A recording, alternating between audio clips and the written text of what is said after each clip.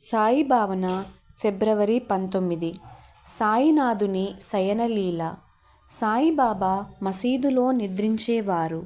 నానాసాహెబ్ డేంగలే అనే భక్తుడు బాబా పడకకు వసతి లేదని భావించి 4 మూరల పొడవు, జానెడు వెడల్పు గల బల్లను తయారు చేయించి బాబాకు సమర్పించాడు. బాబా దానిని గుడ్డ పీలికలతో మసీదు వెన్నుపట్టీలకు వేలాడదీశారు. బల్లకు 4 మూలలా దీపాలు వెలిగించి ఉంచి దానిపై నిద్రించేవారు. బాబా ఆ బల్లపై నిద్రించడం షిరిడీవాసులకు చాలా అద్భుతంగానూ ఆశ్చర్యంగానూ ఉండేది. బాబా ఆ బల్ల ఎలా ఎక్కుతారో చూడాలని సాయంత్రం నుండి ప్రజలు మసీదు వద్ద గుమిగూడటం ప్రారంభించారు.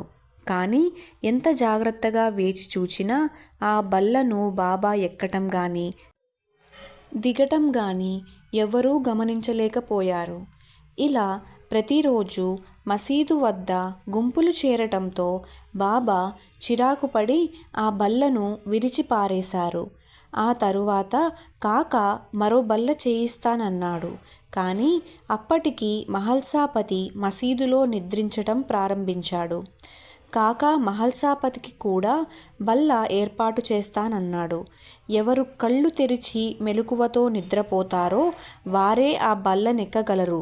మహల్సాపతికది సాధ్యం కాదు. నేను అతనిని కింది విడిచి బల్లమీద నిద్రించను అని బాబా ఆ ప్రయత్నం ఆపివేశారు.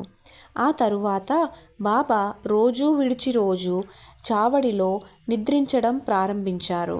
బాబా స్వయంగా 50-60 దుప్పట్లు పరుచుకుని నిద్రపోయేవారు. అహర్నిశలు భక్తుల రక్షణకై దీక్ష వహించిన బాబా నిద్ర పూర్తి మెలకువ గలదే సుమా.